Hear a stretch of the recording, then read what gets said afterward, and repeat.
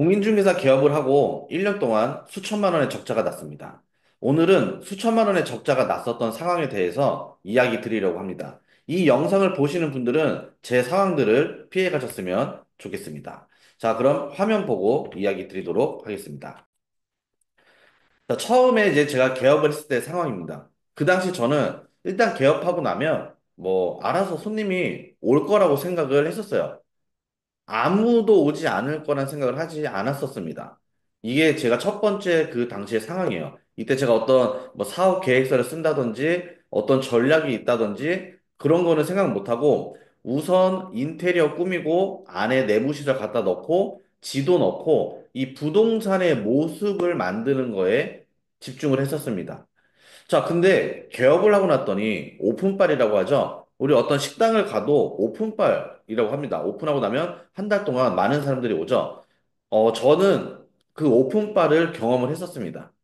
지나가는 사람도 오고, 그리고 손님들이 오고, 뭐 매물도 처음부터 들어왔었어요. 자, 근데 그거를 나중에 깨달았습니다. 우선 거래가 안 되는 매물들이 많았어요. 예를 들면 다른 부동산에는 뭐 10억의 매물을 내놨어요. 그걸 지금 광고를 하고 있는데 저는 이제 초짜다 보니까 그런 시세 파악이 안 됐던 겁니다. 이런 거를 다 알았을 거예요, 그 사람들은. 저한테는 와서 10억 5천, 11억 이렇게 내놔요. 근데 저는 일단 매물이 접수됐다라는 거에 되게 감사했었습니다. 그리고 이게 거래가 될 거라고 생각을 했었어요. 시간이 지나서 봤더니 저한테 왔었던 매물들은 거래가 될 매물들이 아니었습니다. 이거를 꽤 많은 시간이 지나서 알게 되었어요. 즉, 내가 시세를 파악을 하고 있냐, 없냐에 따라서 내가 거래될 매물이 성사가 되냐, 안 되냐가 결정이 된다는 거였습니다. 자, 제가 할 수 있는 게 아무것도 없었죠. 부동산을 꾸며놓고, 뭐, 오시면 응대를 하기는 하지만, 저도 그냥 뭐, 지금 생각해보면, 그냥 헛소리 좀 하고 있었던 것 같습니다. 근데 제가 아는 게 일단 없었어요. 그래도 뭐, 아는 지역에서 했지만, 그 사람 한 명 한 명의 그 고민들을 전부 다 제가 해결해 줄 수 있는 상황이 아니었습니다. 그러면 지금 당장 내가 할 수 있는 게 뭐였냐면, 친절이었습니다. 그래서 아, 내가 지금 할 수 있는 이 친절 이거에 대해서 올인을 하자.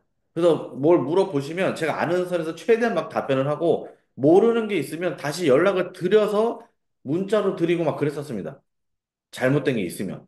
그리고 제가 뭐 물어보는 거에 대해서 뭐든지 해결을 하려고 했었죠. 이 하나만으로도 저는 만족감이 높았습니다. 왜냐면 제가 친절하게 했더니 아무래도 저한테 뭐 이것저것 더 물어보고 뭐 가족 부동산에 관련돼서도 물어보는데 이때는 몰랐습니다. 이 친절만으로는 계약이 나오지 않는다는 것을 굉장히 늦게 알게 됐죠. 친절만 하다고 계약이 쭉 나오면 우리는 친절만 하면 됩니다. 근데 그렇지가 않다라는 거예요. 네, 물론 친절하면 좋습니다. 하지만 친절이 계약과 연관되어 있지는 않다라는 사실을 굉장히 늦게 깨닫게 됐습니다. 자, 이렇게 제가 이제 손님이 오고 그러고 나서부터 이제 주변 부동산은 어떤지 탐색을 하기 시작했어요. 어느 부동산이 손님이 많은지, 그리고 온라인에서 누가 선점을 많이 하고 있는지, 또 누가 광고를 잘하는지, 매물을 많이 갖고 있는지, 이런 주변 부동산을 탐색을 하기 시작했습니다. 제가 이제 초반에는 당연히 물건이 많이 없었겠죠. 다른 부동산들은 몇십 개씩 있고, 뭐 많은 데는 몇백 개씩 있는데, 저는 초반에 뭐 기껏 해봤자 10개도 안 되겠죠. 근데 제가 할 수 있는 거는 매물을 내가 구할 수는 없지만, 손님을 구하기 위해서 이런 뭐 블로그나 뭐 네이버 카페 이런 데 활동을 많이 했었습니다. 그러면서 손님을 구해서 공동중개를 요청해야 되는 상황이 오게 된 거죠. 왜냐하면 제가 물건이 없다 보니까 뭐 제가 친절하고 뭐 이렇게 얘기를 해서 좋아는 하시지만 결국에 그 사람들은 금액이 중요한 거예요. 그리고 많은 매물을 보유하고 있어서 여러 매물을 보고 싶었던 거죠. 처음에는 이런 걸 몰랐습니다.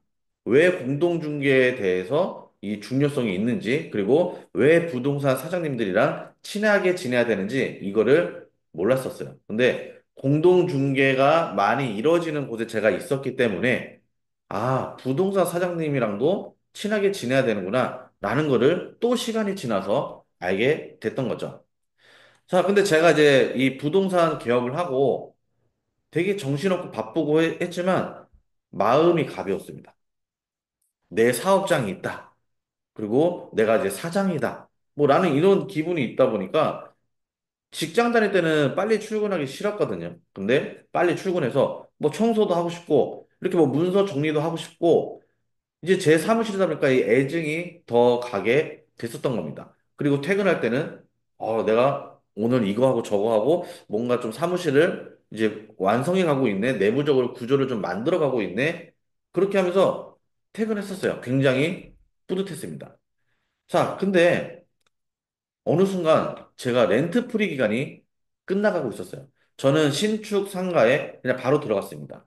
매물도 없었고 경험도 없었고 아무것도 없었어요. 그냥 자격증 따고 바로 개업을 했었습니다. 그것도 공시를 했었으니까 제가 매물이 정말 없었겠죠. 근데 이 몇 개월은 자리 잡는 기간이다라는 그런 생각을 저도 가졌습니다. 그래서 출근할 때도 마음이 가벼웠고 퇴근할 때도 뭔가 이것저것 한 거에 대해서 되게 뿌듯했던 거죠. 이제 사람들이 그런 얘기를 합니다. 어차피 첫 계약은 6개월은 걸려. 그 저는 그렇게 자기 위로했어요. 그리고 자기 합리화를 하기 시작했습니다. 뭐 보통 6개월 걸리면 아직 뭐 나는 뭐 몇 개월 조금 더 괜찮겠네? 그러니까 내가 할 거나 하자. 이런 생각으로 하다 보니까 어느 순간 렌트프리 기간이 끝났습니다. 자, 그렇게 이제 6개월이면 계약이 나온다 그랬는데 2개월, 3개월이 돼도 계약이 안 나오는 거예요. 응대는 하는데 계약이 안 되는 겁니다. 그러면서 이제 6개월이면 다 나온다고 했는데 제가 이제 곧 6개월이 다가오다 보니까 그때부터 이제 초조함이 몰려오기 시작했습니다. 그리고 이제 주변에서 물어봐요. 주변 부동산에서 물어봅니다. 어? 계약했어요? 뭐 첫 계약했어요? 이게 엄청 스트레스예요. 주변 부동산이면 괜찮은데 가족들도 그렇고 제 지인들도 그렇고 물어봅니다. 야, 부동산 개업했다면서 뭐 첫 계약 했어? 뭐 계약은 나왔어? 이런 이야기들을 이제 질문을 통해서 제가 초조함이 몰려오기 시작했죠. 이미 지금 개업을 하고 안 그래도 돈을 많이 썼는데 6개월 동안 지금 계약이 없는 거예요. 그때부터 이거는 진짜 안 되겠다라는 그런 생각을 갖게 됐습니다. 자, 그러던 찰나에 또 기가 막히게 6개월 차, 요때 첫 계약이 나왔어요. 얼마나 많은 분들을 집을 보여드리고 했겠어요. 계속 뭐 전화 오면은 뭐 주말 이런 거 상관없이 시간 상관없이 계속 보여드렸는데 그 중에 이제 한 분이 계약을 하신다고 하는 겁니다. 그래서 계약을 하게 됐어요. 자, 근데 두 번째 계약, 이게 더 쥐약입니다. 첫 번째 계약은 목표 자체가 첫 계약이었기 때문에 이거에만 모든 신경을 다 썼는데 이 이유가 걱정이더라고요. 와, 두 번째 계약 또 6개월 되면 1년 동안 계약 두 개 하는 건데 그러면 제가 버리는 돈이 굉장히 많아지겠죠? 이때부터 오히려 제가 첫 계약을 하고 와, 이거는 진짜 아니다. 내 문제점을 그때부터 분석하기 시작했습니다.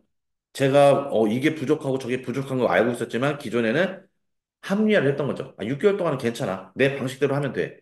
근데 이게 잘못된 선택이었어요. 시작부터 나의 문제점을 바로 분석을 해야 됩니다. 그리고 내가 뭐가 부족한지를 알아야 돼요.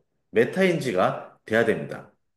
자, 그러면서 제가 이제 첫 계약을 하고 나서부터 많은 생각을 하게 됐는데, 그때 뭐 문제점도 분석하고 했지만, 더 중요한 건 제가 임대차 계약을 이제 2년으로 계약을 했는데, 이 계약 기간을 계산하고 있더라고요. 와, 제가 아직도 이게 2년 계약을 했으니까 1년이 더 남았네. 그때부터는 초조하면서 불안감이 더 이 안 좋은 이 상황대로 흘러갈 것 같은 그런 예감이 계속 들었습니다. 그러면서 폐업을 생각하게 됐죠. 근데 계약 기간이 많이 남았어요. 제가 나갈 수가 없습니다. 그러니까 지금 그 상황이 되니까 이거는 폐업을 하고 나가도 손해고 계속 운영을 해도 손해가 될 것 같다는 그런 느낌이 들기 시작했습니다. 자, 근데 꼭 될 것 같은 이 희망 고문이 또 사람을 가지고 놀아요. 현재는 정말 최악의 상황입니다. 근데 또 갑자기 전화가 와요. 그러면서 또 할 것처럼 얘기를 합니다. 그러면 또 수수료 계산을 막 암산을 해요. 그럼 또 얼마가 들어오겠네? 그러면 또 막 기운이 막 나요.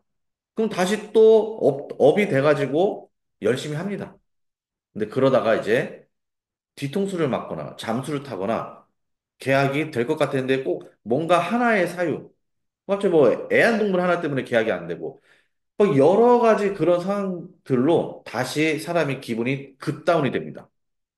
이렇게 감정 변화가 급다운 그리고 급업 이게 반복이 되면서 1년이 지나갔어요. 제가 이렇게 그 1년 동안에 이 감정 변화가 굉장히 심했습니다.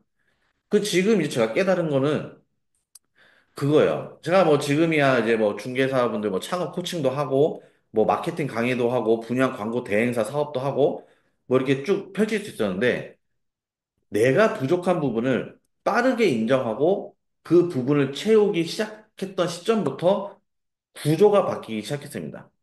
그 내가 부족한 부분을 주변 사람도 모르고 다른 사람도 모른다 그래서 그걸 안도하거나 자기 합리화를 하지 말고 먼저 내가 무엇이 부족한지를 알아야 됩니다. 그리고 그 부분을 채워야 돼요.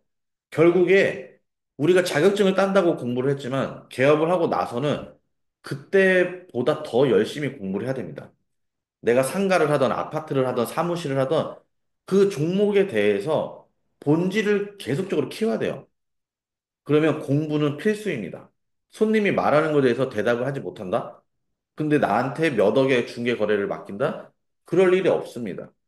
그래서 내 본질을 채우는 것에 대해서 지속적으로 공부를 하셔야 됩니다. 그럼 다음 영상에서 뵙도록 하겠습니다. 감사합니다.